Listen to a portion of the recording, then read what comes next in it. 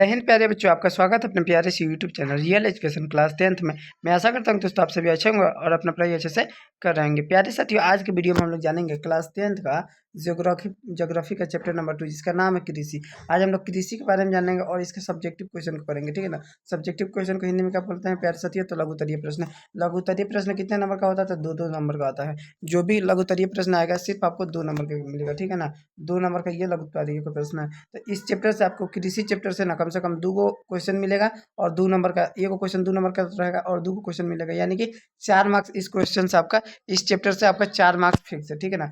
4 number आपका इस chapter से फिक्स है। तो आप इस वीडियो को शुरू से लेकर अंत तक बने रहिएगा। अगर आप इसका ऑब्जेक्टिव क्वेश्चन को नहीं देखें, कृषि का अगर आप ऑब्जेक्टिव क्वेश्चन को नहीं देखें तो लिंक डिस्क्रिप्शन में है। लिंक डिस्क्रिप्शन में है, जाकर अभी जल्दी से देख लीजिए। उसमें हम आपको 12 नंबर, सॉरी प्यारे साथियों, 8 नंबर का ऑब्जेक्टिव क्वेश्चन को कराया हूँ, ठीक है ना। 8 नंबर फिक्स है कि उससे ऑब्जेक्टिव क्वेश्चन आएगा तो आएगा। तो अगर आप उसको अभी तक नहीं देखे हैं तो जाके जल्दी से देख लीजिए और अपना 8 नंबर को अचीव कर लीजिए। और आपसे निवेदन है कि इस क्लास को शुरू से लेकर अंत तक बने रहिएगा। अगर आप हमारे चैनल पर नए हैं तो चैनल को सब्सक्राइब कर दीजिए और बेल आइकन को ऑल पे सेट कर दीजिए, जिससे आने वाली वीडियो का नोटिफिकेशन सबसे पहले आप तक पहुँचे। अगर आपको ये वीडियो पसंद आता है तो वीडियो को लाइक कीजिएगा, चैनल को भी सब्सक्राइब कीजिएगा। आइए प्यारे साथियों, बिना देर के इस क्लास को शुरू करते हैं। आपका देखिए प्रश्न संख्या 1 क्या कर रहा है? भारत को कृषि प्रधान देश क्यों कहा जाता है? जो भारत हमारा देश है, इसको कृषि प्रधान देश क्यों कहा जाता है? या ये हम जानते हैं कि भारत को, अभी तक आप नहीं जाने होंगे कि भारत को कृषि प्रधान देश क्यों कहा जाता है। देखिए आइए हम आपको बताते हैं एकदम सिंपल वे में कि भारत को कृषि प्रधान देश क्यों कहा जाता है। तो इसका उत्तर है, भारत की 51% जनसंख्या कृषि पर ही निर्भर है। देखिए देखिए, 51% आप समझ रहे हैं ना। जैसे कि 100 गो अगर आदमी है ना, तो 51 को है ना जो मतलब कृषि पे ही निर्भर है, मतलब वो खेती बाड़ी ही कर रहे हैं हम लोग। तो वही कर रहा है कि मतलब भारत की 51% जनसंख्या कृषि पर ही निर्भर है। सकल सकल घरेलू उत्पाद में भी इसका योगदान लगभग 13.7%। यह भारतीय भारतीय अवस्था के रीढ़ की हड्डी मानी जाती है। ये भारतीय अवस्था की क्या है? रीढ़ की हड्डी। सबसे मजबूत हड्डी कौन सी होती है? रीढ़ की हड्डी। जो अगर रीढ़ की हड्डी जिसका मतलब जिसमें है, रीढ़ की हड्डी जिसका मजबूत है, वो समझिए कि बहुत दिन तक जाएगा। तो वैसे ही जिसमें भारतीय मतलब जो जिसके पास भी मतलब कि इसका कृषि पर निर्भर, जो भी कृषि पर मतलब निर्भर है, वो मतलब रीढ़ की हड्डी है, मतलब वो जीत सकता है। यही कारण है कि भारत को प्रधान देश माना, कृषि प्रधान देश माना जाता है। क्यों माना जाता है भाई इसी को? देखिए 51% तो इसमें खेती की जाती है, ठीक है। और 13.7% भी क्या है? घरेलू उत्पाद के योगदान में लगभग है। और इसे किस नाम से जाना जाता है? रीढ़ की हड्डी के भी नाम से जाना जाता है। इसलिए भारत को कृषि प्रधान देश हम लोग क्या कहते हैं। अगला प्रश्न है आपका 2 नंबर कि भारतीय कृषि की विविधता को प्रभावित करने वाले प्रमुख कारण कौन से हैं, समझावे। कह रहा है भारतीय कृषि की विविधता को प्रभावित करने वाले प्रमुख कारक कौन कौन से हैं, समझावे। हम उसको समझाना है। उत्तर देखते हैं, भारतीय कृषि की विविधता को प्रभावित करने वाले प्रमुख कारण। इसको प्रभावित करने वाले प्रमुख कारण आइए जानते हैं कौन कौन से हैं। जैसे कि देखिए वसा की मात्रा में देखते हैं। इसके आधार पर और अलग अलग जगहों पर अलग अलग फसलें उपजाई जाती है। वर्षा की मात्रा क्या होती है? इसके आधार पर, जब जैसे वर्षा होती है उसके आधार पर अलग अलग जगहों पर अलग अलग फसलें उपजाई जाती है। मिट्टी के प्रकार विविधता को मृदा भी प्रभावित करती है। जो मिट्टी की विविधता होती है उसको मृदा भी प्रभावित करती है। जैसे काली मिट्टी में कपास उगाया जाता है और जलोढ़ में धान इत्यादि को उगाया जाता है। याद रखिएगा, काली मिट्टी अगर पूछा जाएगा कपास की कैसे मिट्टी पर उगाया जाता है, तो याद रखिएगा काली मृदा पे। और धान गेहूँ जो भी, तो वो जलोढ़ मिट्टी कौन सी होती है? जलोढ़ मिट्टी पर धान गेहूँ को हम लोग उपजाते हैं। आइए चलिए, आपको 2 नंबर प्रश्न समझ में आया? जल्दी से कमेंट कीजिए, जल्दी से कमेंट कीजिए। तो प्यारे साथियों कमेंट करके बताइए कि 2 नंबर आपका प्रश्न क्लियर हुआ कि नहीं। आइए प्रश्न संख्या 3 को पढ़ते हैं। कृषि को भारतीय अवस्था की रीढ़ की हड्डी क्यों कहा जाता है? देखिए अभी ना हम बताएं कि जो भारतीय कृषि होती है उसको रीढ़ की हड्डी भी कहा जाता है। आखिर क्यों कहा जाता है, आइए जानते हैं। भारतीय भारतीय अर्थव्यवस्था मुख्यतः कृषि पर आधारित है। किस पे? जो भारतीय अर्थव्यवस्था है ना, जो आर्थिक की व्यवस्था है, अर्थव्यवस्था मतलब जो पहले से ही बनी हुई है, वो कृषि पर ही क्या है? आधारित है। उसी पर मतलब है। अब देश की कुल जनसंख्या का 70% लोग कृषि से जुड़े हैं। देखिए 100 में ना, अब देखिए 100 में 70% लोग क्या हुए? कृषि से जुड़ चुके हैं, ठीक है ना। कृषि से क्या हो चुके हैं? जुड़ चुके हैं। इनका जीवन यापन कृषि से होता है या खदान की आपूर्ति की जगह उपजाई जाती है। भारत में भारत के राष्ट्रीय आय का बड़ा भाग कृषि से प्राप्त होता है। जो भारत का सबसे बड़ा आय प्राप्त होता है वो किससे? कृषि से प्राप्त होता है। उद्योगों के लिए कच्चे माल की प्राप्ति कृषि से होती है। जो उद्योग करते हैं हम लोग, व्यापार करते हैं, उसमें कच्चे माल की जो प्राप्ति करते हैं वो किससे होती है? कृषि से ही होती है। अगर हम किसी को बेचते हैं तो क्या कृषि के द्वारा ही अपने फल साग सब्जी जो भी होता है उसको कृषि के माध्यम से ही बेचा जाता है। ये प्रश्न संख्या 4 को देखते हैं कि भारतीय कृषि की निम्न उत्पादकता के किन्हीं 4 कारणों का उल्लेख करें। किन्हीं 4 कारणों का क्या करना? उल्लेख करना। उत्तर देखते हैं। भारतीय कृषि की निम्न उत्पादकता के निम्नलिखित कारण है। निम्नलिखित कारण है। एक नंबर है, अधिकतर क्षेत्रों में अभी भी कृषि परंपरागत तरीकों से किए जाते हैं। परंपरागत तरीकों से किए जाते हैं। कृषि का मानसूनी वर्षा पर निर्भर रहना, फसल कभी अतिवृष्टि की वृष्टि कभी तो अनावृष्टि से उत्पादकता का प्रभावित होती है। कभी उत्पादकता का क्या होती है? उत्पादकता का प्रभावित होती है।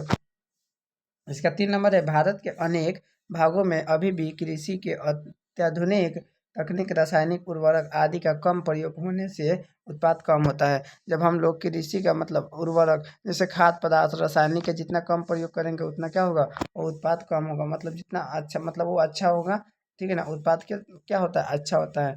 जितना रासायनिक का जैसे कि खादर बिया का जितना कम प्रयोग करेंगे उतना अच्छा होता रहता है। 5 नंबर है आपको, कृषि भारतीय कृषि की 2 सबसे बड़ी समस्या कौन सी है? भारतीय कृषि की सबसे 2 बड़ी समस्या कौन सी है ये जानते हैं। तो भारतीय कृषि की 2 सबसे बड़ी समस्या निम्नलिखित है। आइए इसका जानते हैं। पहला नंबर कि वैज्ञानिक पद्धति का कुछ ही क्षेत्रों में प्रसार। वैज्ञानिक क्षेत्र क्या बोलते हैं कि कुछ ही क्षेत्रों में क्या हो सकता है? कृषि को उपजाया जा सकता है। दूसरा है कि फसलों की प्राप्ति एकड़ कम उत्पादक। फसल की जो प्रति होती है एकड़, एकड़ कम उत्पादन। एकड़ में क्या होती है? कम उत्पाद होती है। आपको बहुत ज़्यादा जगहों पे बहुत ज़्यादा मतलब खेतों में जो बहुत ज़्यादा बीघा में खेत ऐसे एकड़ में क्या करना चाहिए? आपको उत्पाद करना चाहिए, तब जाके आपको क्या होगा? प्राप्ति होगी। अगला प्रश्न है 6 नंबर कि प्रारंभिक जीविका किसे कहते हैं? प्रारंभिक जीविका किसे कहा जाता है प्यारे साथियों? तो इस प्रकार के कृषि की पद्धति में किसान सिर्फ इतने ही फसल उत्पादन करता है जिससे उसका उसके परिवार का भरण पोषण हो सके।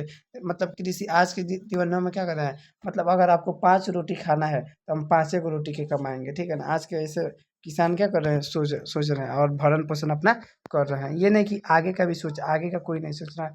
आगे है 7 नंबर कि जीवन निर्वाह कृषि से आप क्या समझते हैं? जीवन निर्वाह कृषि से आप क्या समझते हैं? जीवन निर्वाह कृषि से उस कृषि को कहते हैं जिसमें उत्पादन का लक्ष्य अपना ही अपने परिवार का कारण पोषण मात्र है। इस प्रकार कृषि के मुख्य विकासशील देश तथा पिछड़े देशों से में देखने को मिलती है। इस प्रकार की कृषि में सुविधाओं की कमी के कारण प्रति हेक्टेयर उत्पाद काफ़ी कम होता है। प्रति हेक्टेयर जो उत्पाद होता है वो काफ़ी कम होता है। अगला प्रश्न है 8 नंबर कि भारतीय अवस्था को में भारतीय अवस्था में कृषि का महत्व क्या है? कृषि का क्या महत्व है? कृषि का क्या महत्व भारतीय व्यवस्था में? भारतीय व्यवस्था पूर्णतः कृषि पर ही आधारित है। जो भारत की जो भी व्यवस्था है पहले से आई है परंपरागत, वो क्या है? कृषि पर ही आधारित है। कृषि से ही देश की विभिन्न प्रकार की खाद्य सामग्री को प्राप्त होती है। इस प्रकार से विभिन्न विभिन्न प्रकार के उद्योगों के लिए कच्चा माल प्राप्त होता है। इसके अलावा कभी रोजगार एवं विदेशी मुद्रा की प्राप्ति होती है। अतः हम कह सकते हैं कि कृषि भारतीय अवस्था की रीढ़ है। कृषि क्या है? भारतीय अवस्था की एक रीढ़ मानी जाती है, हड्डी मानी जाती है। अगला प्रश्न है आपका 9 नंबर कि भारत में गहन कृषि के लिए कौन सी सुविधा पाई जाती है? भारत में गहन कृषि के लिए कौन सी सुविधा पाई जाती है? आइए इसका उत्तर देखते हैं। भारत में तेजी से बढ़ती जनसंख्या का दबाव और सीमित कृषि योग्य से भूमि के कारण ग्रहण ग्रहण कृषि अपनाई जाती है। कौन सी? ग्रहण कृषि। क्या? गहन कृषि अपनाई जाती है, उसी पर रोका जाता है। भारत मानसूनी वर्षा वाला देश है। कैसा है? भारत मानसूनी वर्षा वाला। ये वर्षा एक विशेष मौसम में होती है और अनियमित रूप से होती है। कहीं कभी भी हो सकती है, कितना भी हो सकती है। कहीं बाढ़ जैसी समस्या तो कहीं और कहीं भी अभाव देखने को भी मिलता है। ऐसे क्षेत्रों में सिंचाई का सहारा लिया जाता है। हिमालय से निकले वाली नदियाँ सदा ल- जल परित रहती है, मतलब जिसमें जल भरा रहता है। उन नदियों पर बांध बनाकर नहरें निकाली जाती है। उनमें से क्या किया जाता है? थोड़ा सा एक बांध बनाकर नहर को निकाल लिया जाता है। आइए आगे देखते हैं प्रश्न संख्या 10 को। 10 नंबर प्रश्न, कृषि कार्य का प्रमुख उद्देश्य क्या है समझाए। जो कृषि कार्य है उसका प्रमुख उद्देश्य क्या है, मेन है ना, मेन उद्देश्य क्या है उसको समझाना है।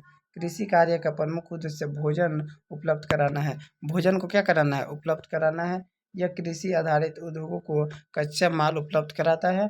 कृषि कार्य से जो उपज प्राप्त होता है उसके नियम निर्यात से विदेशी मुद्रा प्राप्त होती है। देश का 24% आय कृषि से आय कृषि कार्य से ही प्राप्त होता है। राष्ट्रीय आय में कृषि एक महत्वपूर्ण योगदान है। आज आज भी ग्रामीण लोगों को रोजगार प्रदान करना इसका मुख्य उद्देश्य, इसका क्या है, मुख्य उद्देश्य है। आज भी ग्रामीण लोगों को रोजगार प्राप्त प्रदान करना, मतलब किसी भी ग्रामीण लोगों को रोजगार दे देना, ये क्या है उसका मुख्य उद्देश्य, मुख्य उद्देश्य। ये प्रश्न संख्या 11 को देखते हैं।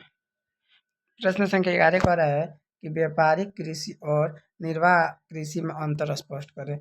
व्यवहारिक कृषि व्यवहारिक दृष्टिकोण से की जाने वाली कृषि व्यापारिक कृषि कहलाती है। व्यवहार से करने वाली दृष्टिकोण को क्या कहा जाता है, व्यापारिक कृषि भी कहा जाता है। इस कृषि में अत्याधुनिक कृषि तकनीक, रसायन खाद, परिष्कृत बीज, सिंचाई, कीटनाशक आदि का उपयोग किया जाता है। जैसे गन्ना, जूट, मूंगफली आदि, जैसे गन्ना, जूट, मूंगफली आदि, ठीक है ना। आगे है निर्वाह कृषि परंपरागत तरीकों से, जैसे हल, बैल, कुदाल आदि की सहायता से की जाने वाली कृषि, जिसमें फसल उत्पादन जीविका निर्वाह के लिए किया जाता है, निर्वाह कृषि कहलाती है। क्या कहलाती है, निर्वाह कृषि कहलाती है। इस कृषि पर जनसंख्या का बोझ अधिक होता है एवं आधुनिक तकनीक का प्रयोग कम किया जाता है। जैसे चावल गेहूँ मकई आदि, जैसे कि चावल गेहूँ मकई आदि क्या होता है, ऐसे प्रयोग तकनीक का कम किया जाता है। आइए प्रश्न संख्या 12 को देखते हैं प्यारे साथियों। प्रश्न संख्या देखिए 12 क्या कह रहा है, 12 क्या कह रहा है, प्रश्न संख्या देखिए 12 नंबर है कि गहन कृषि की विशेषताओं को लिखे। जो गहन कृषि होती है उसके विशेषताओं को लिखे। तो गहन या फिर सघन कृषि मुख्यतः मुख्य विशेषताएं हैं। देखिए गहन कृषि को सघन कृषि भी कहा जाता है, ठीक है ना, गहन कृषि को सघन कृषि भी कहा जाता है। आइए इसकी मुख्य विशेषता, पहला है कृषि की उत्तम उन्नत तकनीक के प्रयोग के कारण प्रति हेक्टेयर उत्पाद अधिक होता है। प्रति हेक्टेयर उत्पाद में क्या होता है, ज़्यादा वृद्धि होती है। नमी की अधिकता कारण के निचली जमीनें सघन कृषि कहलाती है। जो नमी के कारण निचली जमीनें होती है वो क्या कहलाती है, वो कौन से कृषि कहलाती है, तो सघन कृषि कहलाती है। इस कृषि के तहत धान, गेहूँ सहित अन्य खाद की खेती की जाती है। इस कृषि के मतलब वजह से क्या किया जाता है, धान गेहूँ की भी खेती की जाती है। आइए प्रश्न संख्या 13 को देखते हैं। शुद्ध राष्ट्रीय आय में कृषि उत्पाद के योगदान की चर्चा करें। शुद्ध राष्ट्रीय आय में कृषि उत्पाद के योगदान की चर्चा करना है। तो शुद्ध राष्ट्रीय आय में भारतीय कृषि उत्पाद का महत्वपूर्ण योगदान है। देश की 24% आय कृषि उत्पाद से होती है। देश की 24% जो आय है वो किससे होती है, कृषि से ही होती है। आंतरिक एवं अंतर्राष्ट्रीय व्यापार में भी कृषि की महत्वपूर्ण भूमिका है। आंतरिक व्यापार से रेल की आय और विदेशी व्यापार से टक्कर की आय बढ़ती है, और विदेशी व्यापार से क्या होती है, टक्कर की आय बढ़ती है। इस प्रकार भारतीय कृषि यहाँ की जनसंख्या योग्य भोजन प्रदान करते हुए धंधों के लिए कच्चा माल उपलब्ध कराती है। यहाँ के जो भारतीय कृषि होते हैं वो क्या करते हैं, कच्चा माल क्या करते हैं, उद्योग कराते हैं। प्रश्न संख्या हम लोग 13 शायद पढ़ रहे थे ना। हाँ, कच्चा माल क्या कराता है, उपलब्ध कराती है।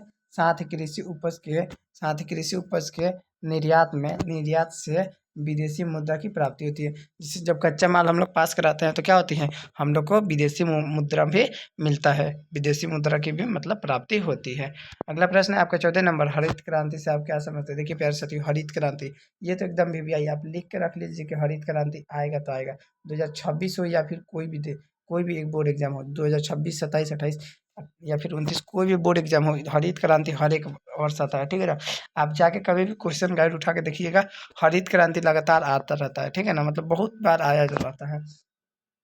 यह हरित क्रांति से आप क्या समझते हैं, इसका उत्तर देखते हैं। सन 1960 के दशक में पंजाब, हरियाणा तथा पश्चिम उत्तर प्रदेश में कृषि क्षेत्र में एक क्रांति हुई थी जिसे हरित क्रांति कहते हैं। यह भारत की कृषि को, देखिए प्यारे साथी कह रहा है कि 1960 के दशक में, 1960 के दशक में पंजाब और हरियाणा में तथा पश्चिमी उत्तर प्रदेश में क्या हुई थी, एक क्रांतिकारी हुई थी, ठीक है ना, जिसे हम लोग हरित क्रांति के नाम से जानते हैं। यह भारत कृषि के मामले में आत्मनिर्भर बनाया। इससे सर्वाधिक उपज गेहूं की हुई इस क्रांति के जनक डॉक्टर एम एस स्वामीनाथ थे। इसके जनक कौन थे? एम एस स्वामीनाथ थे। इसमें उत्तम बीजों एवं खाद बीजों का प्रयोग किया गया था। इसमें उत्तम बीज और खाद बीज का क्या किया गया था? प्रयोग किया गया था। अगला प्रश्न है आपका 15 नंबर। भारत विश्व एक ग्रहणी निर्यात देश है, क्यों? कारण बताएं। भारत विश्व एक अग्रणी चाय का निर्यात देश है, ठीक है ना, चाय उत्पाद करने का निर्यात देश है, क्यों? कारण बताना है। तो भारत में चाय उत्पादन के लिए अनुकूल भौगोलिक परिस्थितियां पाई जाती है और चाय का उत्पादन भी भरपूर किया जाता है, परंतु भारत एक गर्म देश से इसकी खपत ठंडे देशों की तुलना में कम है, जहां चाय की उत्तम किस्म की होती है। इसका विश्व व्यापार अत्यधिक मांग से इसलिए चाय का निर्यात में अग्रणी है। इसलिए चाय के निर्यात में क्या है? अग्रणी है। आइए प्रश्न संख्या 16 को देखते हैं अब कि शुष्क सेल से आप क्या समझते हैं? शुष्क सेल से आपका क्या अभिप्राय है या फिर क्या समझते हैं? वर्णन करें, विवेचना करें। पूरा का क्वेश्चन यही आंसर होगा, ठीक है ना। कोई भी प्रकार का है, शुष्क सेल से आप क्या समझते हैं, क्या है, इसका बारे में बताया, इसका परिभाषा दे या फिर वर्णन करें, सबका आंसर यही होगा। जिस स्थान पर 75 सेंटीमीटर से कम वर्षा होती है, देखिए जिस स्थान 75 सेंटीमीटर से कम वर्षा होती है उस स्थान को शुष्क स्थान या फिर अंतर्गत स्थान में रखा जाता है। उससे क्या कहा जाता है? जिस स्थान में 75 सेंटीमीटर से कम वर्षा होती है उस स्थान को क्या? शुष्क स्थान कहा जाता है, या शुष्क क्षेत्र की कृषि को शुष्क भूमि भी कहा जाता है। जो शुष्क क्षेत्र की कृषि होती है उसको क्या कहते हैं? शुष्क भूमि कृषि भी कहा जाता है। शुष्क भूमि भूमि कृषि भी कहा जाता है। आइए प्रश्न संख्या 17 को देखते हैं। जल दुर्लभता क्या है? मतलब वाटर स्कैर्सिटी। वाटर स्कैर्सिटी क्या है? What is water scarcity? जल दुर्बलता के लिए उत्तरदायी किन्हीं 4 कारकों को बताएं। 4 को कारक का बताना है, ठीक है ना। तो आइए जानते हैं। मांग की तुलना में जल की कमी को जल दुर्बलता कहते हैं। मांग की तुलना में अगर हम लोग मतलब पानी हम लोग को नहीं मिल रही, जल नहीं मिल रही, तो क्या होगा? जल की दुर्बलता है, दुर्लभता है ना, दुर्लभता है। आइए जानते हैं उत्तरदायी कारक। एक नंबर है अति शोषण, दूसरा नंबर है अनुचित प्रबंधन, तीसरा है समाज के लिए विभिन्न वर्गों में जल का असमान वितरण, चौथा औद्योगिकरण तथा शहरीकरण। औद्योगिकरण तथा शहरीकरण 4 नंबर, ये 4 को क्लियर हो गया। इसमें से ये भी क्वेश्चन आने का पूरा, ठीक है ना। जल के बारे में क्वेश्चन पूछा जाता है, ठीक है ना। आपदा के बारे में भी पूछा जाता है, जल के बारे में भी पूछा जा सकता है, तो उसको आप याद रखिएगा। फिर है नकदी और रोपण फसल महत्व, ये भी एकदम वीवीआई क्वेश्चन है प्यारे साथियों। ये अगर आप लिख के रख लेते, अगर आप याद कर लेते, ये तो 100% आएगा तो आएगा। हरित क्रांति से भी ज़्यादा ये इंपॉर्टेंट है, ठीक है ना। हरित क्रांति से भी ये ज़्यादा इंपॉर्टेंट है, तो ये भी आने का पूरा चांस है। आप इसका उत्तर देखते हैं। देखिए नकदी फसल छोटे या बड़े आकार के भूखंड पर अधिक से अधिक मुद्रा प्राप्ति के लिए उद्देश्य के कारण इस प्रकार के फसल उगाए जाते हैं, जैसे तंबाकू, मसाल आदि के रोपण रोपण फसल। रोपण कृषि भी एक प्रकार की व्यापारिक कृषि ही है। एक प्रकार की ये क्या है? व्यापारिक कृषि भी। इस कृषि के उद्योगों की तरह मैनेजर एवं मजदूर की व्याख्या होती है और मालिक की तरह इसमें कृषि की परिस्थिति होती है। ऐसी ऐसी कृषि बड़े बड़े फार्मों में यंत्रों एवं आधुनिक तकनीक से की जाती है। ऐसे ऐसे यंत्रों में क्या किया जाता है? आधुनिक तकनीक योग्य से किया जाता है। प्रश्न संख्या 19 से देखिए। मनुष्य की मूलभूत मूलभूत आवश्यकताएं क्या है? मनुष्य को सबसे जरूरी आवश्यकताएं क्या है, उसको उसको बताना है। मूलभूत देखिए, मूलभूत 3 वही है, ठीक है ना। मूलभूत आवश्यकताएं 3 को होती है। रोटी कपड़ा मकान, रोटी कपड़ा और घर मकान, मतलब वही। तो मनुष्य की मूलभूत आवश्यकता है, तो वे सभी आवश्यकताएं जो मानव के लिए अस्तित्व के लिए अत्यंत आवश्यक है, मतलब मानव के लिए एकदम जरूरी है, उसको चाहिए तो चाहिए ही, तो उसे को क्या करते हैं? मनुष्य की मूलभूत आवश्यकता मूलभूत आवश्यकताएं कहलाती है। जैसे क्या? वे आवश्यकताएं जो मानव के लिए अस्तित्व के लिए अत्यंत आवश्यकता हो, मूलभूत आवश्यकताएं कहलाती है। जैसे कि रोटी कपड़ा मकान, हम क्या बताएं कि रोटी कपड़ा और मकान ये चाहिए तो चाहिए, इसके अलावा कुछ मिले या ना मिले, पर कम से कम रोटी चाहिए, 2 वक्त का रोटी चाहिए खाने को, फिर कपड़ा रहता भी चाहिए पहनने के लिए, अपना जो भी बॉडी पार्ट को ढकने के लिए, और मकान भी चाहिए अपने को, मतलब सोने बैठने के लिए। मकान की भी तो ज़रूरत है ना रहने के लिए, तो ये तीनों बहुत ही ज़रूरी है। फिर है 20 नंबर कि भारतीय लोगों के आजीविका का प्रमुख आधार क्या है? भारतीय लोगों के लिए जो आजीविका है उसका प्रमुख आधार, मुख्य आधार क्या है? आइए इसका उत्तर जानते हैं कि भारत की लगभग 2/3 आबादी प्रत्यक्ष अवस्था एवं अप्रत्यक्ष रूप से कृषि कार्य में लगी है। भारत की जो 2/3 आबादी है वो क्या हो गई है, जैसे कि देखिए, अगर जैसे कि 3 गो आदमी है तो कम से कम इसमें 2/3 का मतलब 2 गो आदमी क्या हो गया, कृषि में ही क्या हो गया है, लग गया है। और कृषि में प्रत्यक्ष रूप से अथवा अप्रत्यक्ष रूप से कृषि में कार्य में लगी है। यही उसकी आजीविका है, यही उसकी क्या है, आजीविका का प्रमुख आधार है। देशों के किसान इस प्रकार से सर्वाधिक निर्भर है। कृषि का राष्ट्रीय उत्पादन में भी काफ़ी बड़ा योगदान है। कृषि का जो राष्ट्रीय उत्पादन है उसमें भी काफ़ी ये क्या है, बहुत ही ज़्यादा योगदान है। प्यारे साथियों, ये आपका 20 गो वीवीआई सब्जेक्टिव क्वेश्चन था, ठीक है ना। ये 20 गो वीवीआई सब्जेक्टिव क्वेश्चन था। अगर आप इसको याद कर लेते तो आपका 4 नंबर एकदम फिक्स है, ठीक है प्यारे साथियों। 2 नंबर का 2 क्वेश्चन आएगा, यानी कि 2 इंटू 2 मतलब 4 नंबर तो आपका 100% फिक्स है। आपका इस चैप्टर से हम सब्जेक्टिव का 4 नंबर बता दिया और ऑब्जेक्टिव का 8, दोनों का आप जोड़िएगा तो 12 नंबर। टोटल कितना, 12 नंबर का हम आपको क्वेश्चन करा चुके हैं, ठीक है ना। तो आप इसको अच्छा से पढ़ लीजिए, हम आपके लिए ही तो मेहनत करते हैं। हम देखिए, हम क्या बताएं कि रोज़ आपको 5 नंबर के आसपास का वीडियो मिलता है, ठीक है ना। देखिए, कहीं अगर इसमें से 3 नंबर का भी क्वेश्चन आ सकता है, तो इसलिए मतलब हम बता रहे हैं, अगर 3 को क्वेश्चन दे दिया, मानिए तो इस चैप्टर से ऑब्जेक्टिव भी बन जाएगा ना। अब पूछेगा जैसे कि हरित क्रांति कितना में, तो 1960 में जो बता रहा था, अगर ऐसा क्वेश्चन पूछ दिया तो मानिए वो भी तो सब्जेक्टिव में सही ना। तो 4 1 5 नंबर का माने हर एक, हम बोलते हैं ना, कम से कम हम 5 नंबर की तैयारी हम अपने हर एक वीडियो में कराते हैं, कम से कम 5 नंबर की। तो अगर आप जागरूक है, अगर आपके अंदर एनर्जी है, आप 450 प्लस लाना चाहते हैं, अगर 450 प्लस अगर ला सकते हैं आप, तो हमारे चैनल से ज़रूर जुड़िए। आप हमारे चैनल एकदम बेहतरीन तैयारी होगी आपकी, और आप 450 क्या, 460 465 70 80 तक ला सकते हैं, ठीक है ना। 68 90 ऐसे 90 तक भी लाने का पूरा चांस, हम पूरा ट्राई करेंगे कि हर एक साल आपका क्या हो, बेहतरीन हो, आपका एकदम नंबर बढ़ता रहे, अच्छे से तैयारी हो। तो अगर आपको ये वीडियो पसंद आया है तो वीडियो को लाइक कीजिए, अगर चैनल पर आप नए हैं तो चैनल को सब्सक्राइब कीजिए। मिलते हैं एक नए वीडियो में, तब तक के लिए जय हिंद जय भारत।